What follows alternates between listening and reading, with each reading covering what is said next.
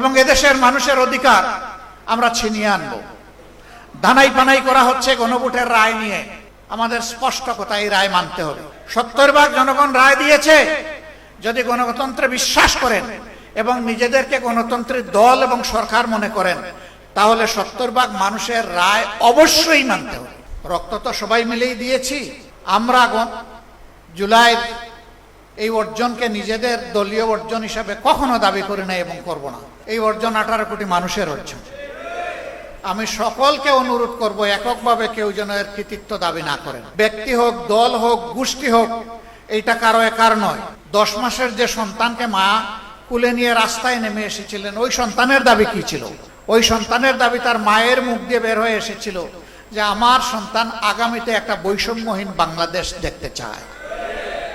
অতএব এটা কোনো গোষ্ঠীর আন্দোলন ছিল না, 18 কোটি মানুষের আন্দোলন ছিল। অনেকে বলেছেন আমাদের দলের এতজন শহীদ হয়েছে। আমরা বলি যে শহীদরা কোনো দলীয় সম্পত্তি নয়, শহীদরা জাতির সম্পদ। একবারের জন্য জামাতে ইসলামী বলে নাই যে আমাদের এতজন শহীদ হয়েছে। আমরা প্রতিজন শহীদকে সম্মান করি এবং জাতির সম্পদ হিসাবে তারা সবাই আমাদেরও সম্পদ। আহত পঙ্গু যারা হয়েছেন তারা এখনো কষ্টে কাতরাচ্ছেন। বুলেট পিলেট শরীরে নিয়ে তারা রাতে ঘুমাতে পারে না, কাজকর্ম করতে পারে না, অকেজ হয়ে পড়েছে। তাদেরকে যেভাবে স্বীকৃতি এবং সম্মান দেখানো উচিত সেটা দেখানো হচ্ছে না। আমরা পরিষ্কারভাবে দাবি জানাই, অবশ্যই জুলাইয়ের শহীদ এবং জুলাই যোদ্ধাদেরকে তাদের প্রাপ্য সম্মান দিতে হবে। যদি তাদেরকে তাদের প্রাপ্য সম্মান দেওয়া হয়, তাহলে মায়েদের গর্ভে আরো বেশি বেশি করে বীর জন্ম নেবে ইনশাআল্লাহ। আর যে জাতির মায়েরা বীর সন্তান জন্ম দেবে, সেই জাতি বিশ্বের কোনো দানবের কাছে মাথা নত করবে না।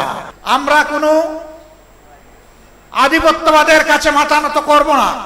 অনেকে আমাদেরকে পার্টি নন গ্রাটা, মানে তাদের দেশে এই পার্টিকে তারা বরণ করবে না বলে ঘোষণা দিয়েছে। আমরা এগুলা কেয়ার করি না। আল্লাহ তাআলা বাংলাদেশে জন্ম দিয়েছেন, এই বাংলাদেশের লাভ ক্ষতি হচ্ছে আমাদের লাভ ক্ষতি। এই বাংলাদেশ নিয়েই বাঁচতে চাই, এই বাংলাদেশের জনগণের জন্য লড়াই করতে চাই, এই বাংলাদেশের জনগণের হাতে হাতে তাদের অধিকার তুলে দিতে চাই। এর আগ পর্যন্ত আমরা থামবো না ইনশাআল্লাহ। সম্মানিত ভাইয়েরা, আপনারা সব জায়গায় রুখে দাঁড়ান। আপনি রুখে দাঁড়াইলেই আপনি বাংলাদেশ, আপনি মাথা নত করলেই একদম সর্বনাশ।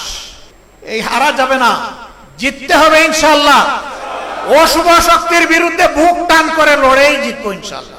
এবং এদেশের মানুষের অধিকার আমরা ছিনিয়ে আনবো। ধানাই পানাই করা হচ্ছে গণভোটের রায় নিয়ে।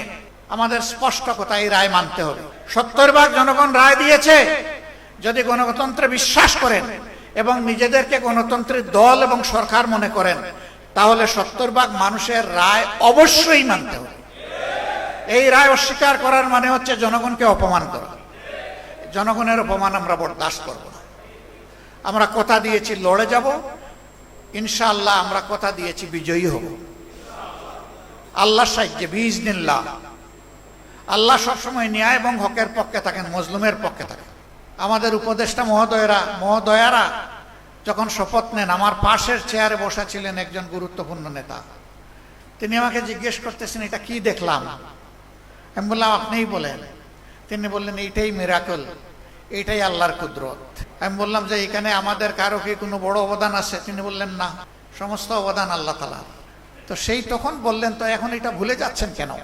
এখন সিন্নির বাঘ পাটোয়ারা নিয়ে ঝাপটা ঝাপটি করেন কেন? সেই আল্লাহকে ভয় করুন, যে আল্লাহ মহাবিপদ থেকে এই জাতিকে রক্ষা করেছেন। হঠকারিতা করে জাতির কপালে এইরকম মহাবিপদ ডেকে আনবেন না, তাহলে ইতিহাসের রাস্তা করে নিক্ষিপ্ত হবেন। পরিশুদ্ধ হন, সৎ পথে চলুন, দুর্নীতিকে কঠোর হস্তে দমন করুন, চাঁদাবাজি নির্মূল করুন। কথা দিচ্ছি, আমরা 18 কোটি মানুষ আপনাদেরকে সাহায্য করব। কিন্তু জনগণের আকাঙ্ক্ষার বিপরীতে চললে এদেশের জনগণ এবং আমরা কাউকে ছেড়ে দিয়ে কথা বলবো না।